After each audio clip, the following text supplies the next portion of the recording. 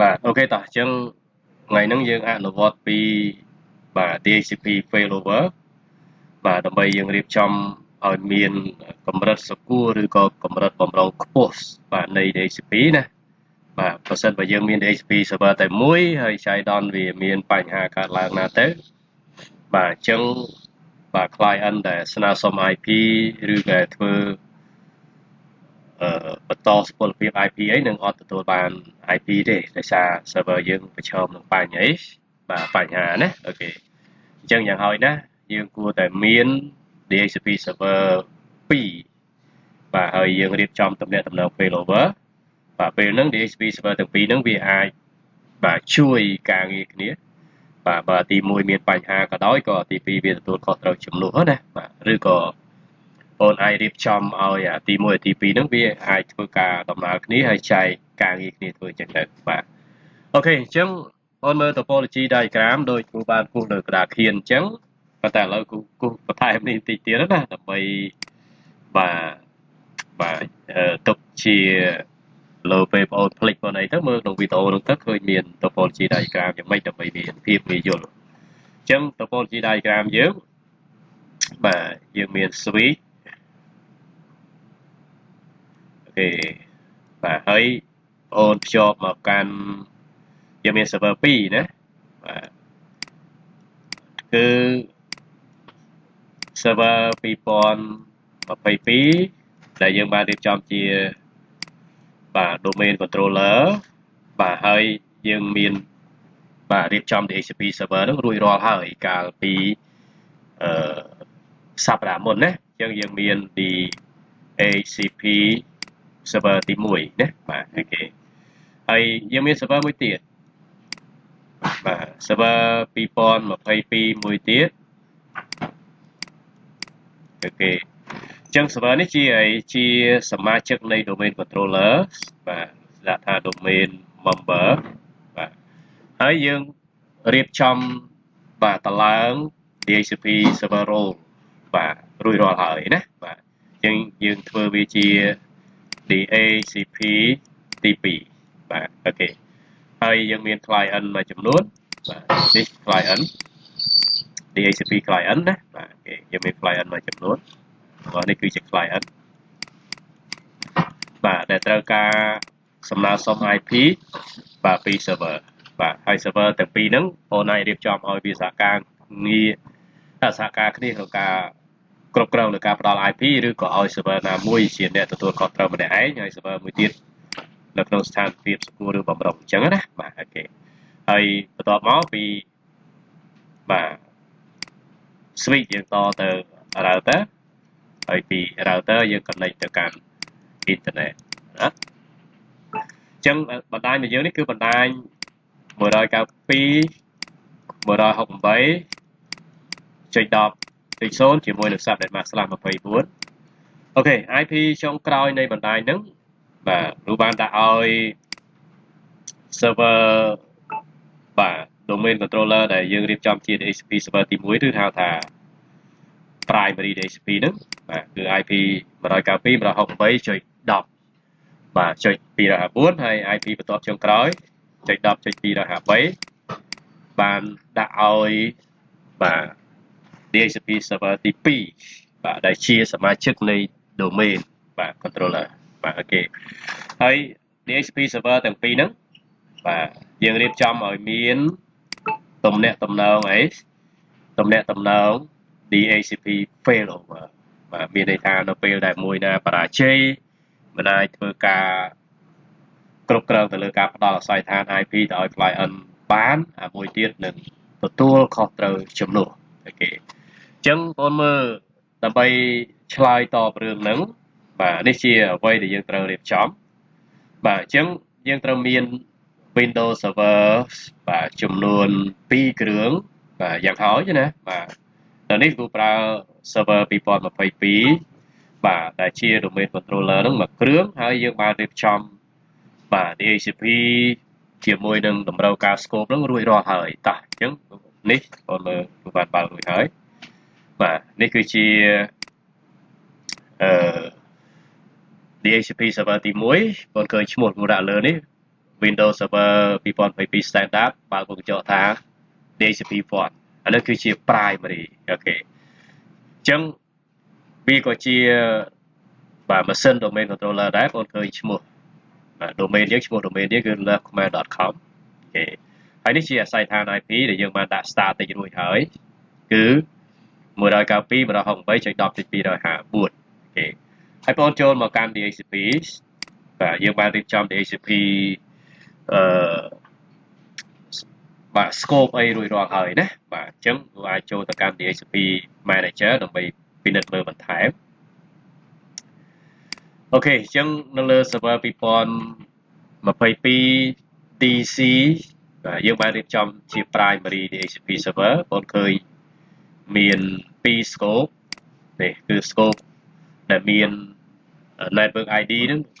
192.168.10.0 ហើយយើងដាក់ឈ្មោះវាថា IT Lab អូខេ scope ហ្នឹង address pool នេះដែលយើងបានសិក្សារួចហើយពី DHCP ណាបាទទុក IP ពីណាទៅណាសម្រាប់បែងចែកឲ្យ IP ណាខ្លះដែលលើកលែងអីហ្នឹងយើងបានធ្វើ live ថ្ងៃមុនហើយ address list បាទគឺជារាល់ IP ដែល server នឹងផ្ដល់ឲ្យ client តែឥឡូវនេះអត់តមានទេអូខេ reservation អីនេះយើងបាននិយាយរួចរាល់ហើយណាបាទហើយនេះគឺជា scope ទី2បាទដែលមាន network ID បាទ 192.168.11.0 ហើយយើងដាក់ឈ្មោះថា HR LAN address pool address list អូខេបាទអញ្ចឹងយើងបានរៀបរាប់បាទរួចរាល់អស់ហើយបាទកាលពី live DHCP ណាបាទអញ្ចឹងតិចទៀតយើងនឹងរៀបចំតំណែង failover បាទ failover ពី DHCP server ទី1ដែលយើងហៅថា primary នេះបងទី2អូខេតោះឥឡូវបងមើលមកកាន់ DHCP server ទី2បាទឥឡូវមើលរបស់យើងអញ្ចឹង DHCP server ទី1នេះយើងបានរៀបចំរួចរាល់យើងបានអស្រាយអីរួចរាល់ហើយបាទគេបានរៀបចំ scope អីរួចរាល់អស់បាទមួយ complete ហើយតោះសម្រាប់ server ទី2បាទយើងនឹងរៀបចំជាបាទក្រុមនៃ failover បាទអីគេអញ្ចឹងយើងត្រូវការធ្វើអីខ្លះ join domain បាទបងមើលបាន join domain បាទនេះ server ទី2ណានេះបងមើលខាងលើនេះបាទ Windows Server 2022 Standard DHCP server ទី2អូខេអញ្ចឹងយើងចូលមកបាទ server manager បាទបងមកចូលមក server manager dashboard ហើយយើងមក local នេះមកអញ្ចឹងយើងឃើញថាយើងបាន join domain រួចហើយវាជាសមាជិកនៃ domain អូខេហើយនេះជាអាស័យដ្ឋាន IP static ដែលយើងបានដាក់បាទគឺ 192.168.10.253 បាទដោយគូបានបង្ហាញបងនៅក្នុងtopology diagram អញ្ចឹងណាអូខេបាទអូខេតោះឥឡូវមើលបន្តទៀតបាទអូខេយើងបានតឡើង DHCP server role រួចហើយ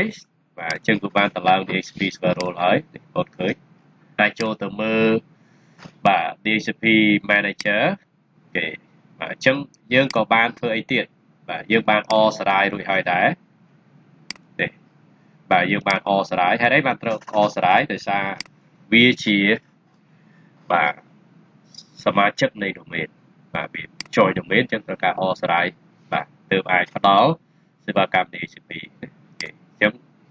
បានអស្រាយរួចហើយបងប្អូនឃើញអត់មាន scope អីទេ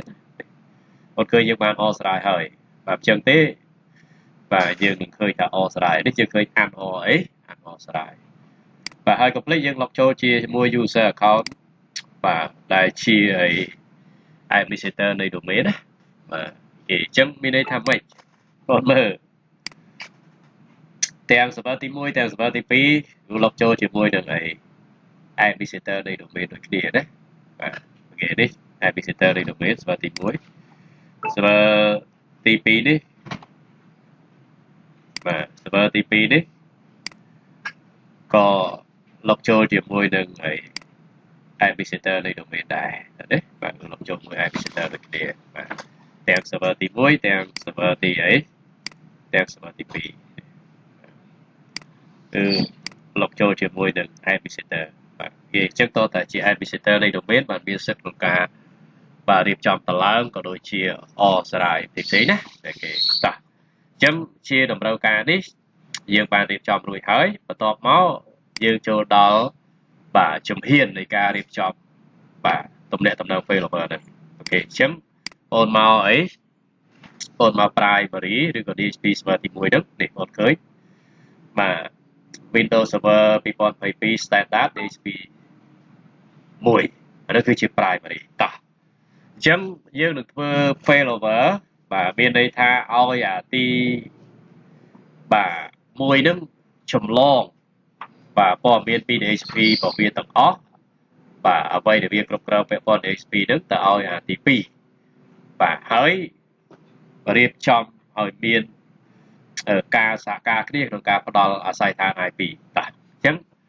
បង click លើ right click លើ IPv4 មកបើសិនបងreplicate លើ scope ណាមួយបងឯងបាទ right click លើ scope បងឃើញមាន config failover ប៉ុន្តែឥឡូវនេះយើងចង់ឲ្យរៀបចំ failover នោះគ្រប់ scope ទាំងអស់អញ្ចឹងយើង right click លើ IPv4 មក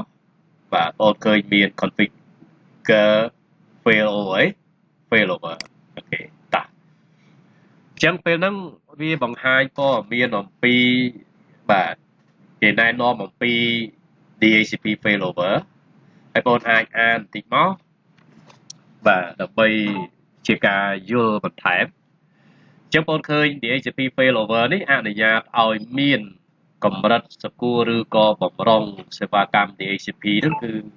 ខ្ពស់បាទដោយ synchronizing IP address list information ដោយវាមានព័ត៌មានពី IP ដែលបានផ្ដល់ឲ្យនឹងដូចគ្នាបាទរវាង DHCP server 2មានថា DHCP server 2ហ្នឹងវាគ្រប់គ្រងលើការផ្ដល់អាស័យដ្ឋានព័ត៌មានពី IP ដែលបានផ្ដល់ឲ្យគឺមានព័ត៌មាននឹងដូចគ្នាបែបហ្នឹងណាបាទអូខេអញ្ចឹង DHCP failover ក៏ផ្ដល់បាទជំរឿសនៃ load balancing នៃសំណើ DHCP បាទមានន័យថាពេលដែល client ស្នើសុំ IP មកយើងអាចរៀបចំឲ្យ server ទាំងពីរហ្នឹងវាធ្វើការបាទដំណើរគ្នាហើយយើងអាចចែកភាគរយថា server ទី1គ្រប់គ្រងនៃការផ្ដល់ឲ្យនឹងប្រមាណភាគរយ server ទី2គ្រប់គ្រងនៃការផ្ដល់ឲ្យប្រមាណភាគរយអញ្ចឹង default setting គឺ50-50ណាបាទពាក់កណ្ដាលម្នាក់អូខេអញ្ចឹងបងមើល wizard ហ្នឹងជួយណែនាំបងដើម្បីរៀបចំ DHCP failover បងអាចជ្រើសរើសបាទ scope នៅក្នុងបញ្ជីបាទខាងក្រោមហ្នឹងថាតើ scope ណាដែលអាចឲ្យរៀបចំ failover គេឬក៏អាចរៀបចំអាច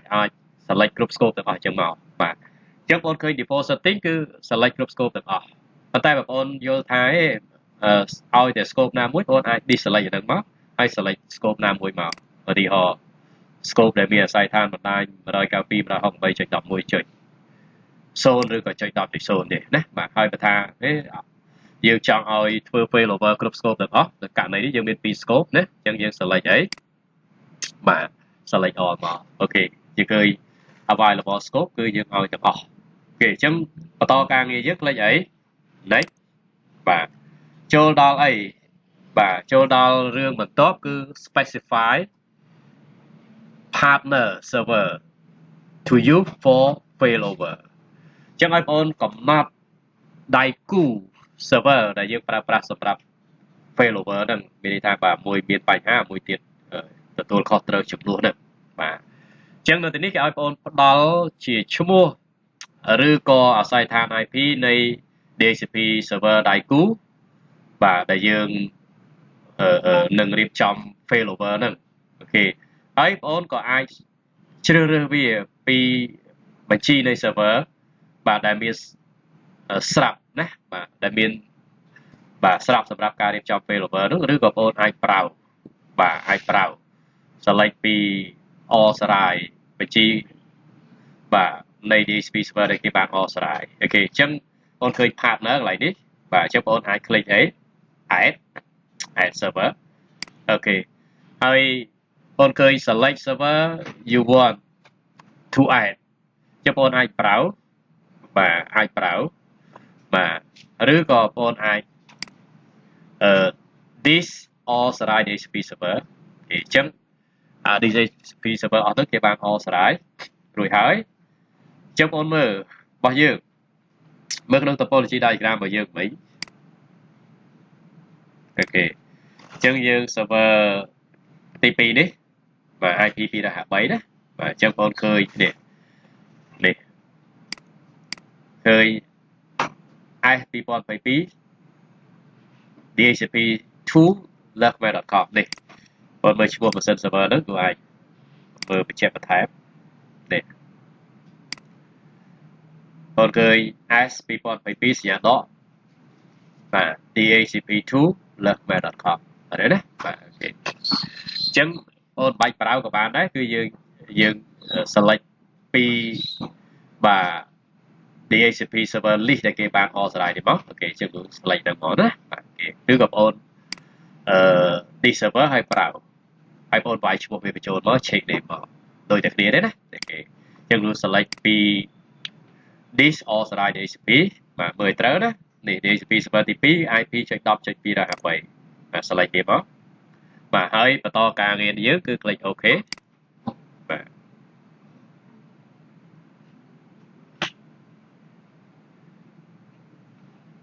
ចាំវាតិចអូខេអញ្ចឹងបងឃើញយើងបាន add បាទ partner យើងចូលហើយនេះបងឃើញមានឈ្មោះ version server ទី2ហ្នឹងបាទគឺ S2022.DHCP server 2នេះបាន add ឈ្មោះ version partner នឹងចូលហើយណាដៃគូ failover ចូលហើយតោះអញ្ចឹងបន្តការងារយើងទៀត click អី next អូខេអញ្ចឹងចូលដល់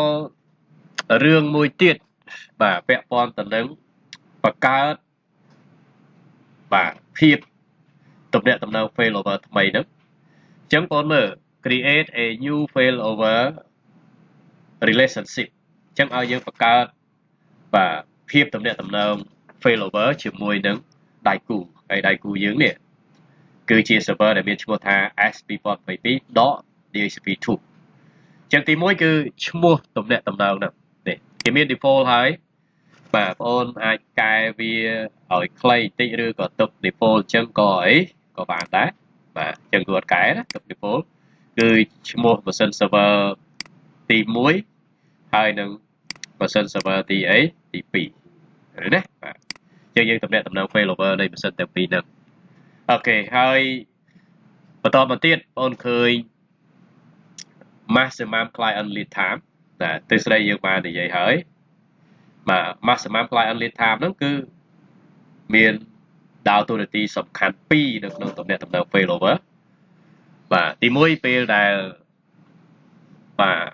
client ស្នើសុំ IP បាទអញ្ចឹង server ផ្ដល់អាសយដ្ឋាន IP ឲ្យនឹងបាទរយៈពេលនោះគឺឲ្យតាមការកំណត់របស់អី maximum client lead time អត់ទាន់ឲ្យតាមការកំណត់នៅក្នុង scope ទេណាបាទ default setting គឺអី1ម៉ោងអូខេហើយពេលដែលកន្លះម៉ោងផុតប្រើ client ប្រើអស់កន្លះម៉ោងវាធ្វើ review អី review wall អញ្ចឹងពេលហ្នឹង server នឹងផ្ដល់ឲ្យរយៈពេលហ្នឹងទៅតាមការកំណត់ក្នុង scope ឧទាហរណ៍ថាបើ scope ឲ្យ8ថ្ងៃឲ្យ8ថ្ងៃអញ្ចឹងទៅអញ្ចឹងអាហ្នឹងដូចជាពន្យាបាទពេលវេលានៃ client អញ្ចឹងណារឿងទី1ណាហើយក៏វាផ្ដល់ព័ត៌មានហ្នឹងទៅឲ្យដៃគូ part អីដៃគូទំនាក់ទំនង failover អីចឹងទៅតែយើងបានរៀនទិសដៅហើយទី2បាទ maximum client lead time ដើរតួនាទីទី2បាទយ៉ាងម៉េចក្នុងករណីដែល server ណាមួយដាច់ទំនាក់ទំនងបាទជាមួយនឹង server ជាដៃគូហើយពេលវេលា maximum client lead time នឹងផុតកំណត់អញ្ចឹងវាទទួលខុសត្រូវនៃការគ្រប់គ្រងទៅលើ DHCP ផ្សេងនោះគឺ100%អី100%ណាបាទអូខេ100%បាទទទួលខុសត្រូវ100%ពេលដែលបាទ maximum client lead time ហ្នឹងគឺអស់ហើយអត់តាក់ទងបានជាមួយនឹងបាទ server ដែលជាដៃគូបាទអានឹងយើងបានរៀនបាននិយាយពីទ្រឹស្ដីរួចហើយតោះបងមើល mode យើងមាន2បាទទី1 load balance បាទ load balance នេះគឺថា server ទាំងពីរ ទាំង server primary ទាំង secondary នោះគឺស្ថិតនៅក្នុងស្ថានភាពគឺ active ទាំងពីរបាទមានន័យថាសហការគ្នាក្នុងការដោះស្រាយទៅលើសំណើពី IP ពី client ហើយ default setting បងមើលបាទ load balance percentage local នេះគឺ primary partner គឺ secondary ចា local គឺ DHCP server ទី1 prime partner គឺទី2 default គឺអី50 បាទមានន័យថាទី1ទទួលខុសត្រូវពាក់កណ្ដាលទី2ទទួលខុសត្រូវពាក់អីពាក់កណ្ដាលបាទអូខេអញ្ចឹង50 ប៉ុន្តែដោយសារតែទី1របស់យើងនេះបងមើលយើងមានរឿងជាច្រើនទៀតដែលវាត្រូវធ្វើណាវាជា domain controller វាគ្រប់គ្រងលើបាទតួនាទី server ផ្សេងទៀតជាច្រើនអញ្ចឹងបងប្អូនយល់ថាកុំឲ្យទី1ធ្វើការច្រើនពេកបាទឲ្យទី2ហ្នឹងវាធ្វើDHCP បាទនឹងទទួលខុសត្រូវម្នាក់ឯងអូនអាចដាក់ភាគរយបែបនេះអូនអាចដាក់ភាគរយ0បាទអញ្ចឹងអូនឃើញ partner នឹងអី 100% អញ្ចឹងមានន័យថាម៉េចបាទទោះបីវា active ទាំងពីរក៏ដោយតែរាល់ការទទួលខុសត្រូវនៃការគ្រប់គ្រងការផ្ដល់អាស័យដ្ឋាន IP អីទាំងអស់ទេមកឲ្យអីទេមកឲ្យ server ទី2លុះត្រាតែទី2មានបញ្ហាអត់អាចអីប្រើប្រាស់បានបាទអានឹងបាន server ទី1ហ្នឹងវាអីវាធ្វើការជំនួស 100% ឃើញណាបាទតោះហើយម៉ូដមួយទៀតបងអូនអាចជ្រើសរើសយកអី hot standby បាទអញ្ចឹង hot standby នេះមានន័យថាដៃគូនោះគឺនៅក្នុងស្ថានភាពមួយគឺអី standby បាទអត់ជាអ្នកមានន័យថាprimary active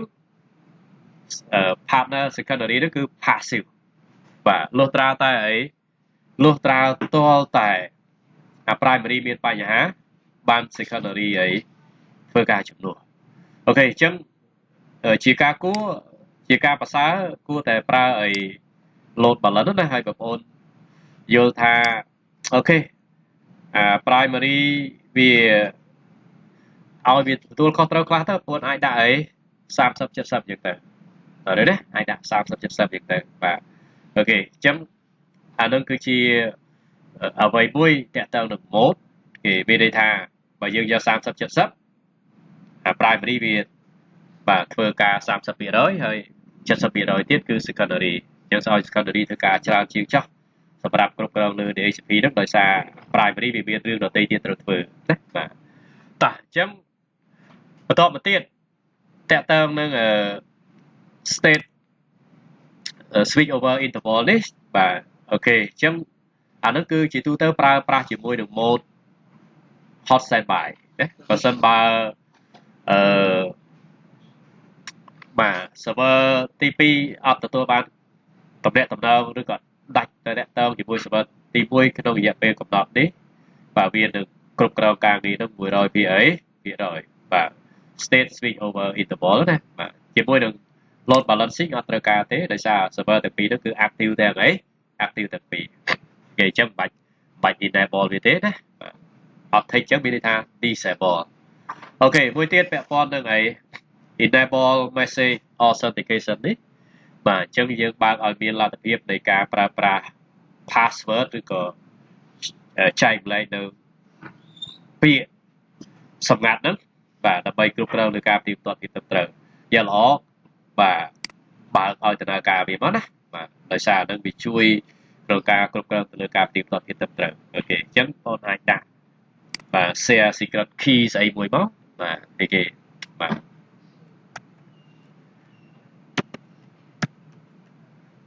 អូខេហើយបន្តមកទៀតយើងបន្តការងារយើងដោយផ្លេចអីនេះអូខេបាទតោះអញ្ចឹងបងចាប់អារម្មណ៍បាទពាក់ព័ន្ធនឹង failover របស់យើងត្រូវបានបង្កើតរវាង server ទាំងពីរនឹងហើយគឺ server ដែលឈ្មោះថា server 2022.logmail.com ជាមួយនឹង s2022.dhcp2 នេះបាទជាមួយនឹង parameter មួយចំនួនដូចខាងក្រោមអញ្ចឹងបងប្អូនឃើញ scope ទាំងពីរ ok scope ទាំងពីរបាទនឹងត្រូវបានឲ្យវាធ្វើការចម្លងពី server ទី1ដែលជា primary ហ្នឹងបងឃើញឈ្មោះតំណែងតំណងនេះឈ្មោះតំណែងតំណង maximum client lead time default យើងប្រើ1ម៉ោងហើយ mode យើងប្រើអី load balancing ហើយបងឃើញstate switch over interval នេះយើងអត់បាន enable ទេគឺ disable អូខេ disable ហើយយើងឃើញថាភាគរយនៃការចែកម្លែកការងារគ្នាហ្នឹងបាទ local server យើងឲ្យ server ដែលជា primary ហ្នឹងយើងឲ្យទទួលខុសត្រូវ 30% partner យើងឲ្យរៀងច្រើនបន្តិចឲ្យ 70% អូខេអញ្ចឹងយើងបញ្ចប់ការងារយើងដោយ click អី finish finish ឥឡូវបងមកមើលបញ្ជាក់ណាមកមើលអាទី2សិនទេអត់មើលអាទី2បើយើងអត់តន់មាន DHCP scope អីផ្ដល់អត់តន់មានទេណានេះយើងអត់មានបានរៀបចំអីទេតិចទៀតយើងនឹងឃើញមាននៅពេលដែលយើងបញ្ចប់តំណែងតំណងការរៀបចំតំណែងតំណង failover រួចរាល់ណាបាទបងឃើញDHCP server ទី2យើងនេះអត់តន់មានព័ត៌មានពី scope អីទេណាអូខេតាអញ្ចឹងមកទី1វិញយើង finish អូខេអញ្ចឹងបងមើល message តិចទៅបាទ progress of failover configuration បាទអញ្ចឹងដំណើរការនៃការរៀបចំ failover ហ្នឹងអញ្ចឹងយើងឃើញ log below បាទ message ដែលបានបង្ហាញខាងក្រោមនេះ show progress អញ្ចឹងបង្ហាញដំណើរការនៃការងារមួយចំនួនបាទសម្រាប់ការរៀបចំបាទ failover បាទ include any error encounter រួមទាំង error ផ្សេងៗបើសិនតែមានណាបាទចឹងយើងឃើញថាបាន add scope ទៅឲ្យដៃគូនោះគឺជោគជ័យហើយ scope ទាំងពីរមិញបាទហើយ disable scope on partner នោះក៏ជោគជ័យបាទបង្កើតតំណែងតំណង failover នៅលើ server partner នោះក៏ជោគជ័យបង្កើត failover នៅលើ compute នៅលើ host server នោះក៏ជោគជ័យ active scope អូខេនិយាយទៅការងារទាំងអស់ហ្នឹងគឺបាទជារួមបងឃើញ config failover នោះគឺជោគជ័យហើយអូខេអញ្ចឹងយើង click អី close មកបាទបញ្ចប់ការងារហើយណាបាទអូខេតោះឥឡូវមកមើលនៅលើ server ទី2បងមើលនេះ server ទី1ណាតោះមើល server ទី2នេះជា server ទី2បាទតោះបង refresh វាមួយមកបាទដើម្បីទទួលបានព័ត៌មានពី scope នេះបងឃើញណាអូខេអញ្ចឹងយើងឃើញទទួលបានព័ត៌មានបាទពីអូខេ primary អូខេបងអាចមើលបាទ property របស់វានេះបងឃើញមានបាទ failover អញ្ចឹងបាទបងឃើញព័ត៌មានពី failover នោះមានហើយគឺនេះជាឈ្មោះ failover បើបងចង់លុបវិញក៏លុបទៅណាបាទហើយយើងឃើញ state នៃ failover server នោះគឺ normal បាទមានន័យថា server ទាំងពីរនេះគឺកំពុងតែដំណើរការដូចគ្នាហើយដៃគូវានេះជាម៉ាស៊ីន server ដែលមានឈ្មោះពេញលេញអញ្ចឹងហើយ mode គឺអីបាទ load balance បងអាចមកមើលនៅលើ server ទី1ក៏បានដែរបាទនេះនៅ server ទី1នេះ server ទី1របស់យើងអាចមើល properties អូខេអញ្ចឹងយើងឃើញមានព័ត៌មាននឹងបាទដូចគ្នានេះហើយយើងឃើញ failover status normal ដៃគូ failover នោះគឺជា server ទី2ហើយ mode គឺ load balance ហើយ server ទី2វិញដៃគូ failover គឺជា server ទីអីទី1ណាបងអាចមើលបញ្ជាក់ភាសាទៀតនេះដៃគូ failover គឺជា server ទីអីទី1អូខេតោះអញ្ចឹងយើងអាច testing បាទជាមួយនឹង client អី client ឥឡូវបើ client មួយទៀតមកទីគ្រូមាន client Windows 10អូខេនេះជា client ហើយ complete បងមើល adapter ឲ្យត្រូវបាទវា adapter បាទអញ្ចឹងទាំង3ម៉ាស៊ីនហ្នឹងគឺយកnetwork adapter ហ្នឹងគឺ bridge បាទ server ទី2នេះក៏បាទ bridge បងឃើញហើយ server ទី1នេះក៏អីបាទ bridge ដែរណាបាទ adapter ឲ្យត្រូវគ្នាណាបាទអូខេតោះឥឡូវនេះ client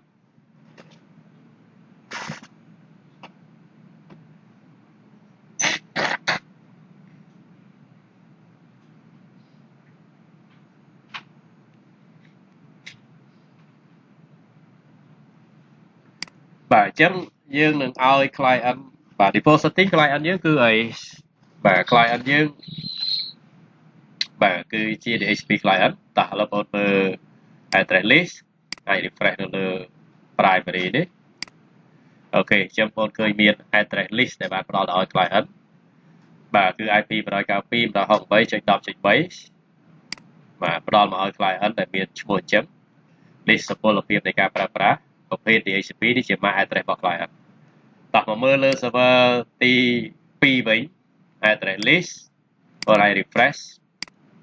អូខេអញ្ចឹងបងឃើញមានព័ត៌មានពី address list ហ្នឹងគឺដូចអីដូចគ្នាណាអាពីរហ្នឹងគឺតែងតែ sync អី sync កណ្ដាលគ្នាតោះឥឡូវមកលំអត្ថភាពតើ client បាន IP ពី server ណាអញ្ចឹងមកមើលលើ client អី client អញ្ចឹងលុបចូលមក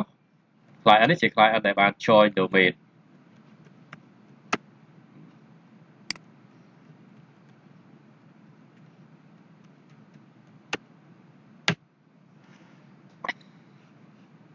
អូខេអញ្ចឹង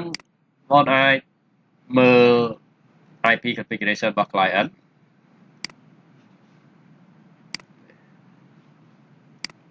អូខេអ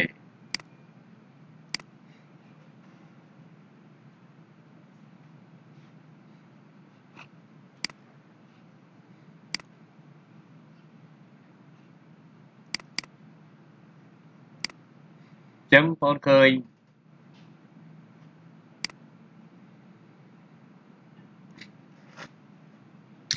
នេះ IP ដែល client បានគឺ 192.168.10.3 subnet mask បងមើលបានមកពីណាបានមកពី primary បាទយើងឃើញ IP 192.168.10.2.54នោះគឺជា primary បាទតិចទៀតយើងនឹងបិទ primary បាទអូខេហើយបងឃើញបានហ្នឹងបាទបងឃើញ list obtain list expire បាននៅថ្ងៃនេះថ្ងៃ29ណាបាទពីម៉ោង8:22ដល់ម៉ោង9:22ចុះមិនតែ1ម៉ោងអានឹងតាមការដោយសារយើងមានតំណែងតំណង failover ដល់ឲ្យដំបូងនោះគឺតាមរយៈអីស្មើនឹង maximum client list អី list time ដល់នេះណា default វិញយើងដាក់អី1ម៉ោងតែគេលុះត្រាតែកន្លះម៉ោងក្រោយវា review បាទអានឹងបានអី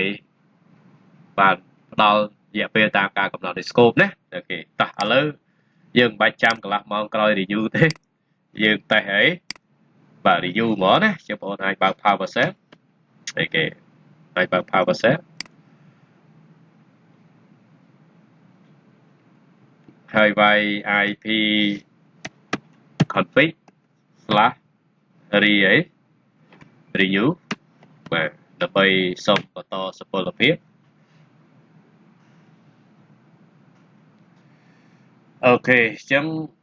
អូនអាចមកមើលលំអត្ថភាពនៅនេះភាសាទៀត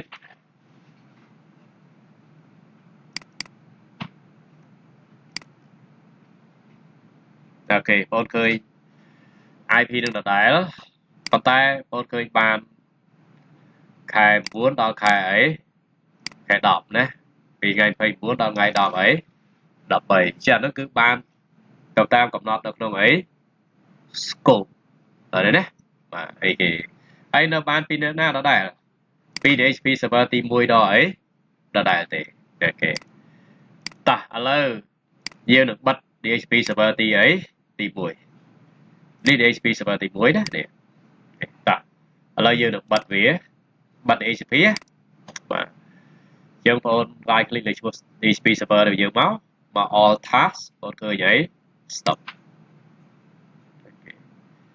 បាទយើងចាំវាតិចអូខេអញ្ចឹង DHCP server អី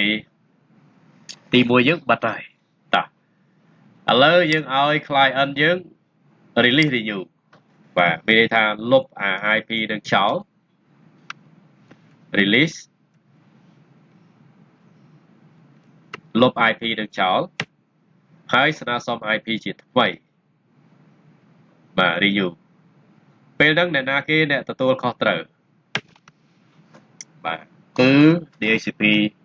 server ទីអីទី2អត់ឃើញបាន IP នឹងដដែលតោះឥឡូវមកមើលលំអត្ថភាព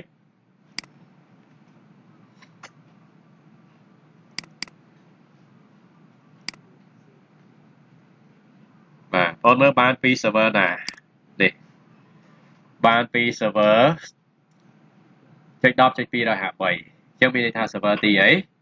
ទី2ណាអូខេបងអាចមើលតំណាក់តំណង failover នៅលើ server ទី2មើល property វាមកបាទអូខេបងឃើញចាប់អារម្មណ៍ state of server lost contact ជាមួយនឹងអី partner អញ្ចឹងដៃគូវានេះវាបាត់ការតែអីតែតើណាអញ្ចឹងវានឹងធ្វើការជំនួសអូខេបាទវានឹងធ្វើការជំនួសអូខេអញ្ចឹងអានឹងគឺជាអ្វីមួយដែលបាទ DHCP failover បាទវាធ្វើការណាអូខេអញ្ចឹងយើងឃើញថាទោះបីជា server ទី1យើងមានបញ្ហាក៏ដោយ client នៅតែទទួលបាន IP ប្រើប្រាស់ត្រឹមត្រូវដោយសារមាន server ទី2ទៀតជាអ្នកទទួលខុសត្រូវនឹងហ្នឹងអូខេបាទអូខេហើយបងអាចបើក server ទី1វិញនេះយើងបិទតែណាអញ្ចឹងបើកវាវិញបងអាច click ចឹងមកអូខេ start ហើយមក all task មក start អូខេអញ្ចឹងវានឹងចេះតាក់ទងគ្នាបាទឡើងវិញហើយណាបាទអូខេបាទវានឹងចេះតាក់ទងគ្នាឡើងវិញហើយអូខេអញ្ចឹង live នេះបាទយើងមានប៉ុណ្ណឹងអូខេហើយបងអាចបាទធ្វើវាបាទបន្ថែមណាបាទមើលឲ្យធ្វើវាបន្ថែមអូខេអញ្ចឹងមេរៀន DHCP របស់យើងបាទគឺបញ្ចប់ជាមួយនឹង live បាទ DHCP failover ហ្នឹងណាបាទអូខេ